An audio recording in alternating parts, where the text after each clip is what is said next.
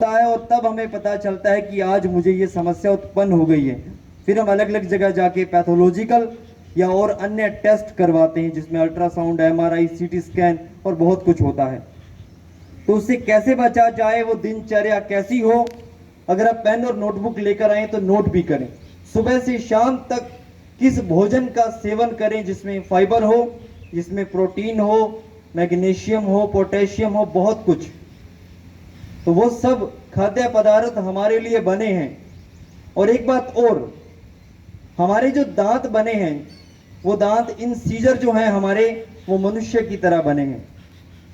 ये मैं उनके लिए कह रहा हूं जो शायद तामसिक नहीं है, ये उनके लिए ये बात है। अगर तामसिक हैं तो वो भी कहीं ना कहीं हम ऐसी जगह पर अपनी ड्यूटीज देकर आए हैं जो वहां भी जरूरी था वो सब भोजन को ग्रहण करना। लेकिन कहीं ना कहीं जब हम वेजिटेरियन की बात करते हैं, शाकाहारी की बात करते हैं, तो ऐसे बहुत सारे भोज्य पदार्थ हैं जिसमें हमें प्रोटीन मिलता है, कैल्शियम मिलता है, मैग्नीशियम मिलता है, आयरन मिलता है, जिंक मिलता है। तो क्या हो, कैसे हो, हम इस पर बात करते हैं। तो आप सब तैयार हैं सुनने के लिए? Are you ready? बहुत बढ़िया।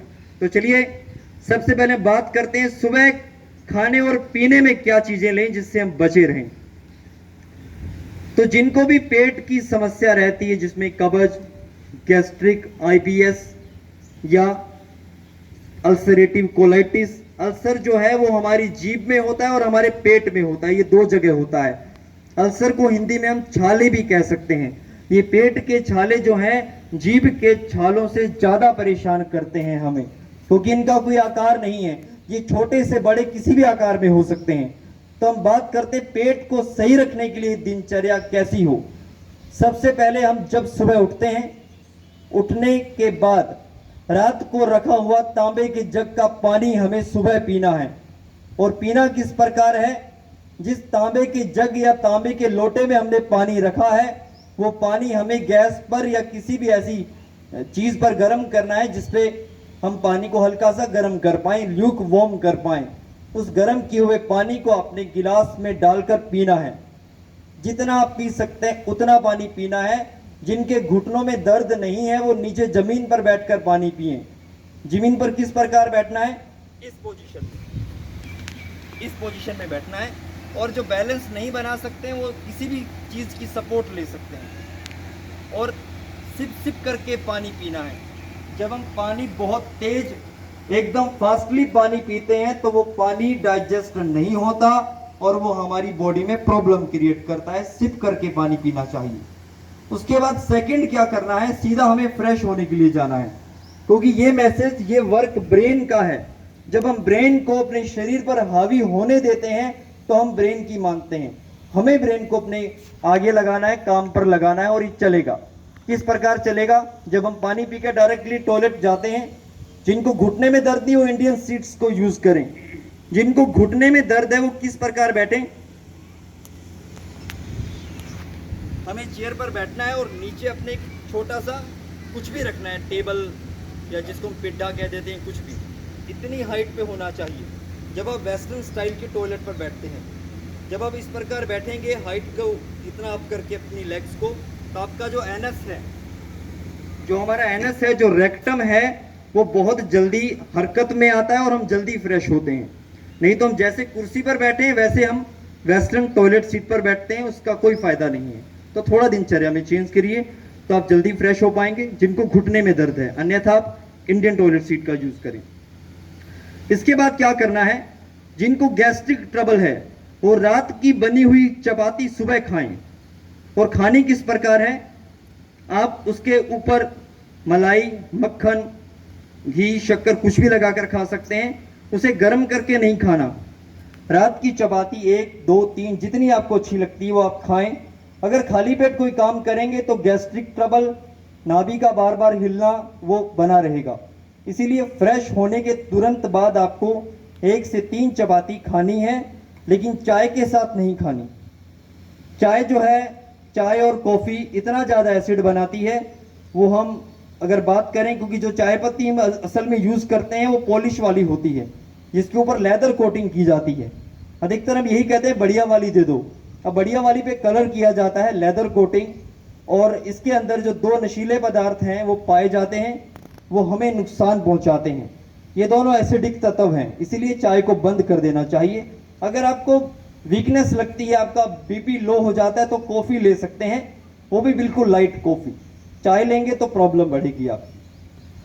आपने चपाती खाई, चपाती के बाद आप कुछ भी काम करें आपको प्रॉब्लम क्रिएट नहीं होगी, क्योंकि गैस्ट्रिक के लिए रात की जो चपाती है, क्योंकि गेहूं के आटे के अंदर एक ऐसा तत्व पाया जाता है, और जब हम उसको रात में ताज़ा ले लेते हैं बना हुआ, तो वो नुकसान का कारण बनता है। और जब आप उसको बनी हुई चपाती सुबह लेते हैं 8 से 10 घंटे रखी हुई, तो वो अधिक फायदा करती है और हमारी बॉडी में ग्लूकोजामाइन को बना के रखती है, वो ज़्यादा जरूरी है हमारे शरीर के लिए। इसके बाद हम बात करते हैं जिनको शारीरिक दर्द रहता है। अब वो दर्द किसी प्रकार का भी हो सकता है, चाहे वो पेट का दर्द है, कमर का दर्द है, सिर का दर्द है, कुछ भी। तो उनकी डाइट में क्या ज़्यादा जरूरी है? देखिए, सबसे पहले हम टेस्ट की बात करते हैं, तो जिनका यूरिक एसिड बढ़ जाता है, यूरिक एसिड में प्रॉब्लम आती है, विटामिन डी की डेफिशिएंसी में प्रॉब्लम आती है, जिनका कैल्शियम लॉस हो जाता है उनको प्रॉब्लम आती है, और विटामिन B12 कम होने पे भी ये समस्या उत्पन्न होती है। अधिकतर महिलाओं में ये रोग पाए जाते हैं। जिनको थायराइड हो जाता है उनकी बॉडी में बहुत सारे हार्मोन कम होते हैं, चाहे वो एस्ट्रोजन है, प्रोजेस्टेरोन है, चाहे वो रिलैक्सिन हार्मोन है, ये तीनों कम होंगे ही होंगे। इसके लिए उनको अपने आहार के अंदर बहुत सारे चेंजेस लाने हैं, आपको राइस खाने हैं। उन महिलाओं को जिनको थायराइड है, लेकिन राइस में आपको उसका स्टार्च निकाल के उसका मांड निकाल कर खाना है। जो पानी होता है उसको 2-3 बार आपको निकालना है, पानी से धोना है, फिर उस राइस को खाना है और बिना छिलके वाली दाल के साथ खाना है। ये लेडीज़ के लिए है। और पुरुष वर्ग जिनको दर्द रहता है उनको सबसे ज़्यादा जरूरी है जिंक लेना, और जिंक लेने से आपकी बॉडी में इंसुलिन बढ़ता है, और इंसुलिन को बढ़ाने के लिए जो जिंक है वो आपको सबसे ज़्यादा कड़ी पत्ते में मिलता है।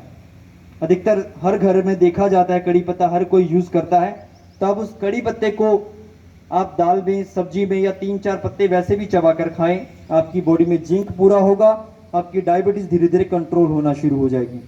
और साथ में 4 से 5 जामुन भी खाएं आप, ये भी आयरन का बहुत बड़ा स्रोत है, आप इसका भी सेवन करें।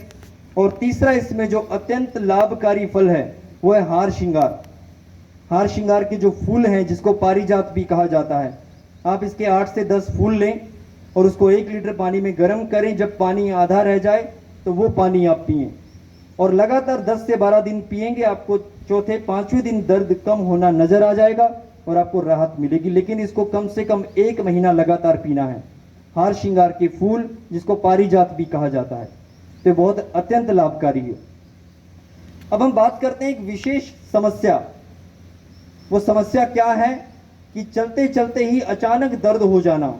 दर्द में कई टाइप का दर्द है कि बैठे हुए दर्द हुआ, चलने में दर्द हुआ, और चलने की एक किस्म है कि चलते चलते अचानक हमारा पटेला लैप्स हो गया, जिसको अलग अलग नाम से हम जानते हैं। कोई ढकनी, कोई चपनी बोलता है, गुजरात साइड के इसको कटोरी भी बोलते हैं, बहुत नामों से इसको जानते हैं। तो जब ये लैप्स हो जाती है तो इसको सेट कैसे करें, आपको कुछ यहाँ पर बताया भी जाएगा कि थ्योरिकल भी और प्रैक्टिकल भी, कि किस प्रकार हमें अपने आप के लैप्स हुए नीज को ठीक कैसे करना है। स्पाइन में प्रॉब्लम आ गई तो उसको ठीक कैसे करना है। सर्वाइकल हो गया है, हमें स्पॉन्डोलाइटिस हो गया है तो वो कैसे ठीक करें।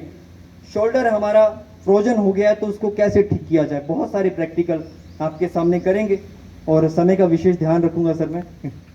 तो हमें एक जवान की आवश्यकता होगी, एक जवान हमें चाहिए होगा।